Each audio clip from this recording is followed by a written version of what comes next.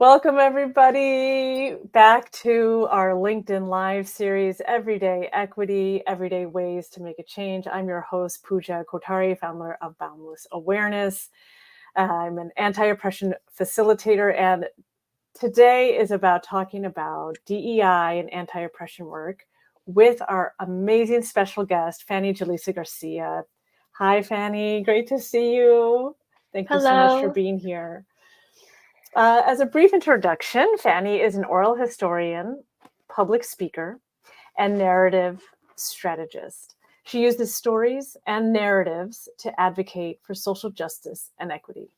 She's the project director for Separated Stories of Injustice and Solidarity, which documents the stories of parents and children impacted by family separation under the Trump administration's zero tolerance policy of 2017 and 2018. You can learn more about the project at separatedoralhistories.org. I want to turn it over to Fanny now to introduce herself and let us know who she is. Go ahead, Fanny. Hello, everyone who is logging on with us. And thank you for joining us today. And thank you, Pooja, for the time to chat with you.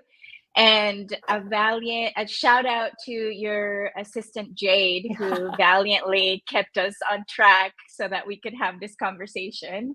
I'm happy to join you from Lenape-Hoking, which is now known as Harlem, New York City, where I live and am friends with a bunch of houseplants. Well, welcome, Fanny. We're so happy to hear you. You know, on our LinkedIn Live series, we are asking people across all industries how they incorporate anti-oppression work or DEI into their work. And I'm so happy to have you who is in such a niche setting. I think often people don't know about oral historians and the power of storytelling. So I want to just get us started with our first question. Why oral history? Why is it meaningful to you? What does it mean? You know, the first time that I did oral history was outside of academia. It was when I was an HIV/AIDS case manager for people living with HIV. And I was working with Latina women who were raising children, going to school, thriving, and battling and working through a chronic illness. And at the time, in the early 2000s, the face of HIV/AIDS and the epidemic happening was still white gay men, but I was working with Latina women. And so I asked the women that I was working with if I could interview them. And together we wrote a play about their experiences living with HIV/AIDS. And that was the first moment that I realized stories could help change the narrative about what's in the mainstream about a particular situation. In that case, it was HIV and AIDS, but there are many more ways. And since then, I've learned that story can really shape how a person thinks about a public issue, public health, or policy, or something happening in our lives. Yeah, absolutely. What was the outcome of the play? Who got to see it, and how have you used it since? The play was first performed at a conference for about HIV and AIDS in Los Angeles, and the women that I interviewed were in the audience, so they got to see their story performed back to them, and they were like, it was the first time like we realized that our story had meaning, that it had impact, that it had humor and trials and tribulations, but also story of survival. And so that was the first moment. I really believe that oral history has the power, or has a special way of centering the lives of people who have experienced injustice or been excluded from history or from mainstream portrayals of a particular issue. And in particular, I like that oral history centers that a person can choose what to say and can help them make meaning out of what's happened to them, and can help the public make meaning of what's happened to the world. So I think it's a really good way of documenting our lives. When we talked before and preparing for today, you mentioned subjectivity and objectivity. And I'm wondering, can you help the audience understand what this means? But also, when you are taking the story of somebody else, like, how do you balance your experience of hearing that story with relaying it in the way that the person has told you? Mm-hmm. I think we've grown up understanding what objectivity means, and objectivity, I think, for most people means having a healthy distance between the subject and the person that is reporting on the subject in research or in journalism. However, in oral history, we believe that there is a healthy balance between objectivity and subjectivity. And when I talk about subjectivity, it means the quality of being influenced by personal feelings, tastes, or opinions or experiences. And I can't deny that walking into an interview with someone who is also an immigrant like me, or who is also Honduran, isn't going to come into play about how I conduct the interview and how the interview unfolds. And I think in oral history, we acknowledge that that happens, and that in fact it's important so that you can establish trust. I doubt that, for example, the women that I interviewed who were living with HIV would have talked to me if they had not known that I would not be judgmental, and if they had not known that I am also an immigrant and also a Latina. And so I think subjectivity can help us enter a conversation so that we can build trust. Whereas if you keep yourself removed and focus too much on objectivity, another person or the narrator or interviewee might feel that you're just using that person, or it's transactional, or that you're not really invested or care in the longevity of the story. Yeah. Yeah, and when we talk about objectivity and that little, like, keeping that distance, I feel like being objective is a myth. Yes. And it's kind of like based in a little white supremacy too. Like, no one's really objective, and you just come off as what do you call it? Like sterile, or like it's just like a blank slate, as if there is no other context, and that's just not realistic. That's not realistic, because we are influenced by everything in our lives. The people in our lives, the things we watch, we know this. We've known this for the past few years, and how prolific media is, and how much media we can get, and what media we consume can influence how we vote, how we move in the world, who we believe is good, who we believe is bad. And so I think we need to acknowledge that both subjectivity and objectivity play a role in the way we look at people and issues. Yeah. So moving into combining, the oral history and anti-oppression work, how do you use, and how can we use oral history to advocate for social policy change? How can we make our stories heard? And how does, anti-oppression work for you come into play with your work? I've helped develop this kind of methodology around oral history, which I've started to call applied oral history. And by applied, I mean that I look first and foremost for ways that the oral history, the story, or the interview can be mobilized to help the people that contributed their story. I I appreciate archives, but I don't think that that's the best way sometimes for most stories. Mhm. I want them to, as soon as they're recorded, to start being mobilized in service of the people who shared their story.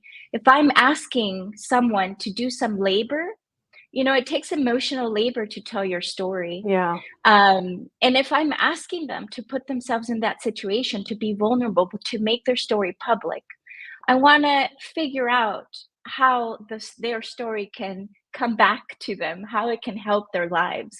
And so this is where I think anti-oppression work and oral history are hand in hand, are working together, because there are projects out there, and there have always been projects that have been used for that purpose. I'm not the first one to think about it in this way, but I'm, one of the first to start calling it applied oral history. Excellent. Yeah, I mean, it's so true. It's one thing for it to go into the archives, and that is important. But yeah, how do we apply it? How do we use it? What are some ways? Um, Well, I think unless you're a scholar and you're getting a master's or a PhD, or, and have the time to review and read a 2-hour transcript or listen to a 2-hour interview, if you're not doing that for a specific purpose, you're not going to go to a library and access. So right. so the question is, how do we make the oral history come to people? And I think we're living in a world where there are many different mediums. There is TikTok, there is Instagram Reels, there is different podcasts to disseminate the story. And so I think we need to make oral histories more accessible so that different audiences can learn. They're going to be truncated excerpts from the oral history. And I think that this bothers some people, because they're like, oh, excerpting can Mhm. take people out of context.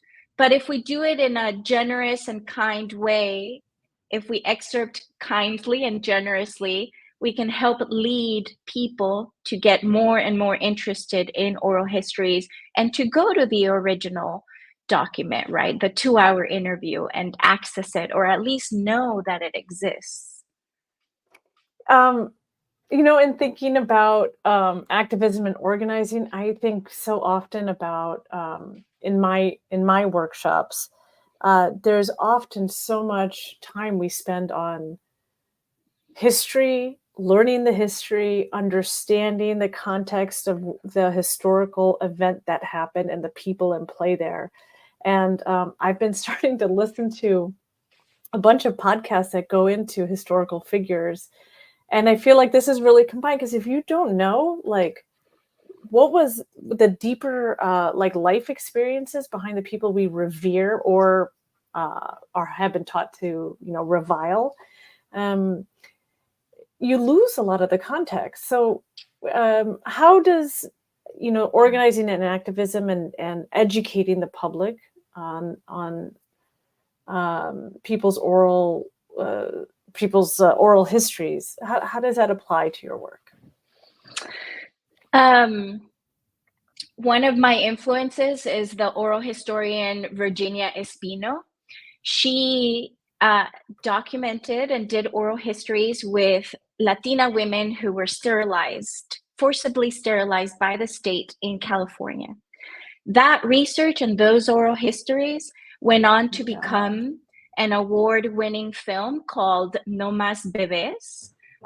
And the film and the then inspired several organizations, one of them being the California Latinas for Reproductive Justice, to take what was shared in the film and advocate for an apology from the state of California, and to advocate for the creation of a memorial outside of the hospital where the sterilizations had taken place. And so this is one example that I like to share, and there are many. I can go on Yeah. and on about other examples, but this is one example of how one person's oral histories, or one person's act of sharing an injustice that happened to them, can then go on to serve to remind and raise awareness about an injustice for the general public. And I think oral history really does have an opportunity to do that if we partner with the right people, if we partner with organizations who are actively working towards anti-oppression work, and to make sure that injustices are not forgotten. But yeah, it's one of the ways that I think oral histories can really help facilitate restitution and advocate for policy change.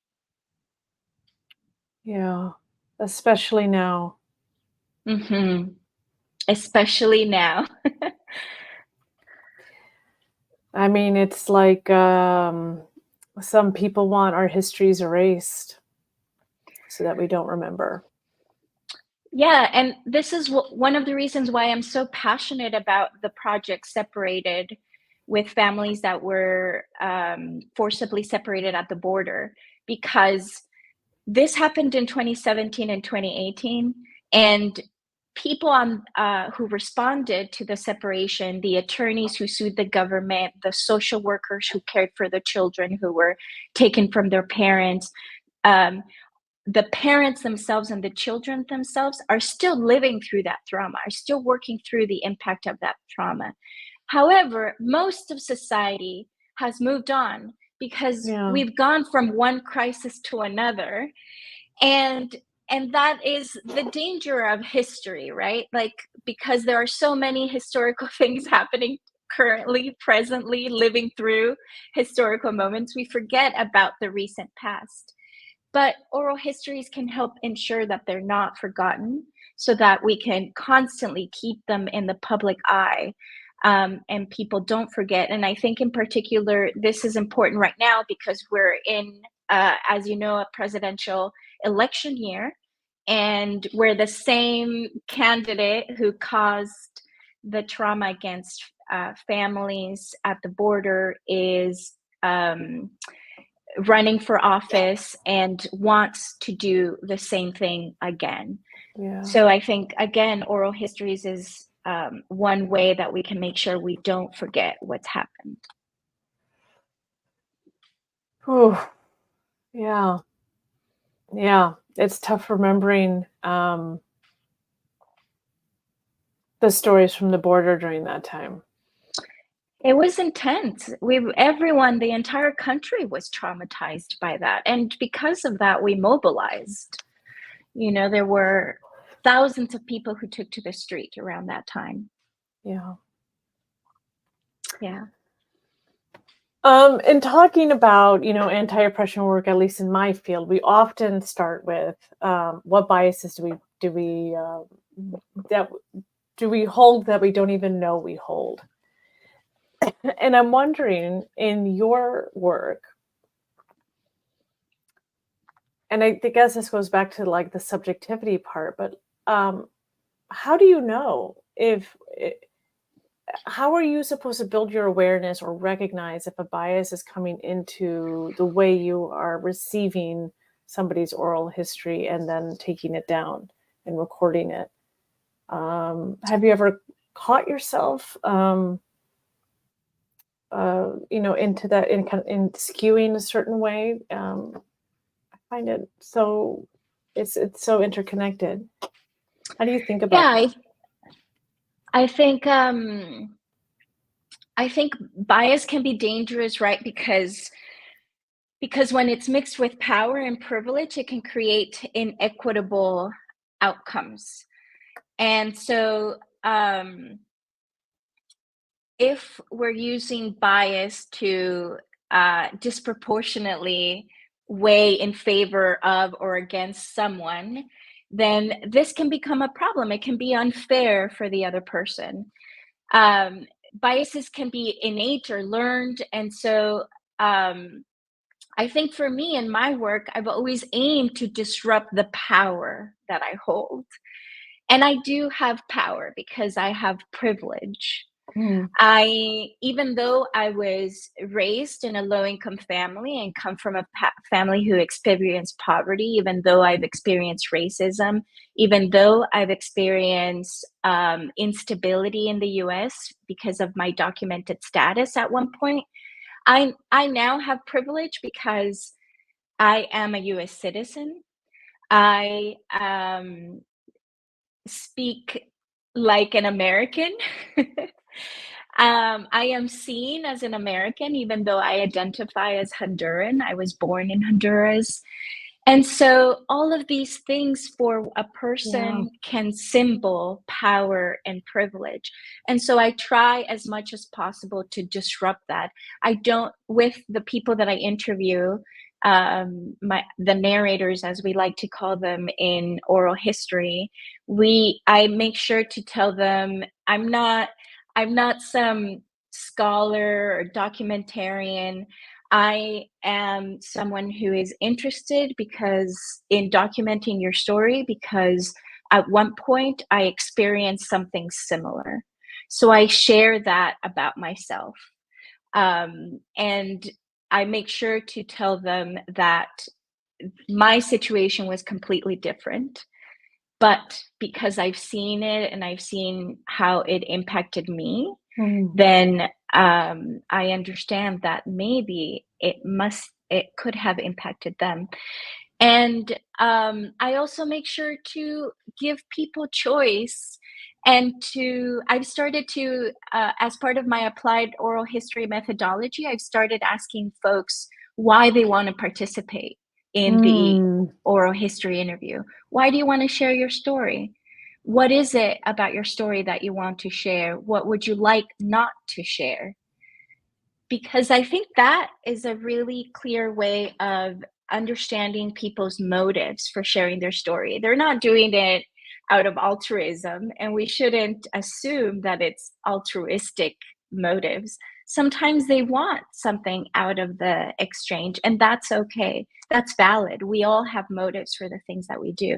And I think that's how, like, some ways that you can disrupt power in interview exchanges. Yeah, it's not like this is just my way and this is how we do it, and you will conform to my way of asking questions. It's what are your goals? What do you want out of this? Yeah, Exactly. yeah, that's so Yeah. interesting because we don't really think about giving choice as a way to disrupt our own bias.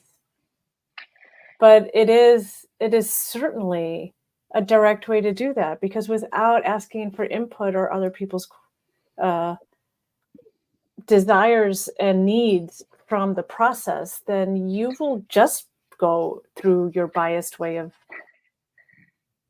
doing Yeah, something. you will railroad your way through the Yeah, interview. Yeah. yeah, yeah. There have been situations where Hmm. families have said, I don't want to talk about that during the interview. And I have to, like, respect that and acknowledge it. And that and that not wanting, silence is also a form of, is also an answer, a response, right? Is also a form of communication. And so we need to acknowledge that. I'm like writing down all of these gems. I will post about them later so people can really. I mean, that's brilliant. Both of these things, asking questions to disrupt bias and understanding that silence is also a way that people communicate. It's brilliant. Yeah. And I don't deny my bias. I think when we try to deny our bias, we're doing a disservice to ourselves and to other people. I don't deny that I have a bias, that I want to that I've used oral histories to primarily document immigrant narratives, that I've used oral histories to document Honduran lives. But I have a reason for those, but that doesn't mean that those are all the stories that I document. I'm also interested in um, mobilization, activism, for example. I'm very much interested in Black power activism in the United States. That's what's influenced the work that I do. And so I'm interested in Asian American migration to the United States, contributions, um, indigenous lives, because many family separation as we know it today under the Trump administration is a continuation of history. It's Yes. happened before to groups in the United States and around the world. And so, I have to open myself up to other instances in history where this has happened, because it influences the work that we do. So I think that's, I think one way is not to deny that we have biases, but to actively work and question and disrupt what the bias that we have. Mm. Yeah, it's really powerful. It's really powerful, Fanny. And especially in this election year, it doesn't matter who ends up being in the administration. I mean, family separation happens. I mean, through one administration very intentionally and horrifically, but it's still happening. It happens through our child protective services and ripping children. The state rips children away from their parents, mainly affecting Black families and Black mothers. I mean, it's a constant daily thing. Exactly. It's really important work. Thank you for doing it. Okay, in the time that we have left, we don't realize how much oral history is in our families, I think, until we're way too old. Um, how can we get started on respecting and preserving and honoring the legacy of our parents and foreparents? I can count on more than my two hands the times where I've heard people say, I wish I had recorded my mom, or I wish I'd recorded my grandmother. And so I want to, first and foremost, tell anyone listening to this, don't lose that opportunity. Make sure you make time. Make sure that you talk to them about it, or you ease them in. Most people will tell you, well, why do you want to interview me? Why do you want to record me? My life is not that important. Yep. You have to ease them into it and tell them, no, it's important to me and I'm important to you. Maybe that's one way to get to it. Mm-hmm. But I think it's really important to actively pursue and work towards doing that. And you don't have to do it professionally. You can do it professionally, but you can also do it while you're, gathered around the kitchen making food together. Tell them, I'm going to record this. I'm going to just turn it on the recorder on my phone and we'll leave it there, and so that they can forget as they move on through their day. But you can also learn how to be a better question asker, how to be a better conversationalist. Yes. I think that this is really important, and because we don't often know.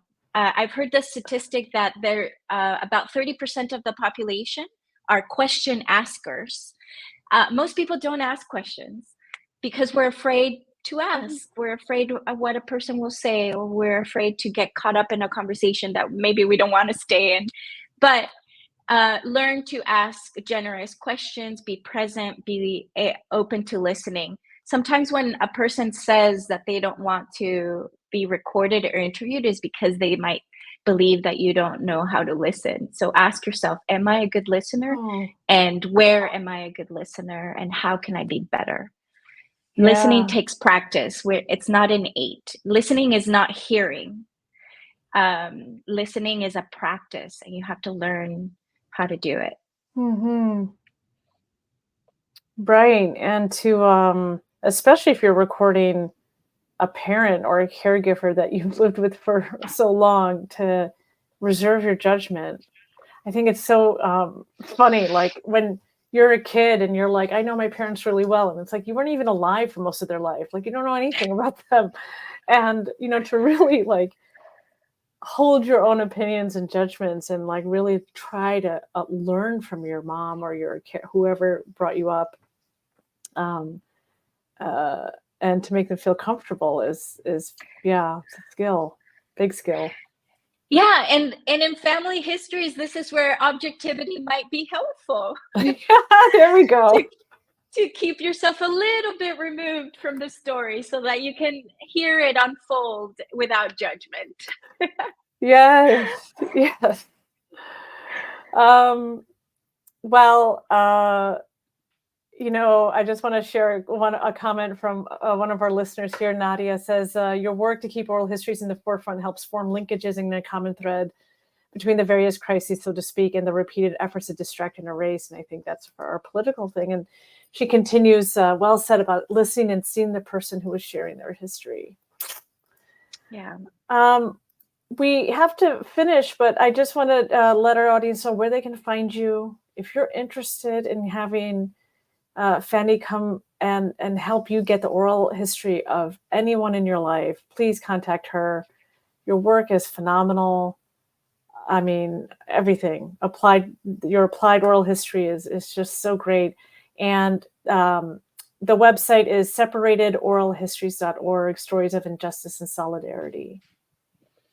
We will be hearing a lot more from you, I'm sure, this year. Thank you, Fanny. You're Thank you, amazing. Pooja. This was lovely. I appreciate you. Yes, same here. Bye, everybody. See you next time.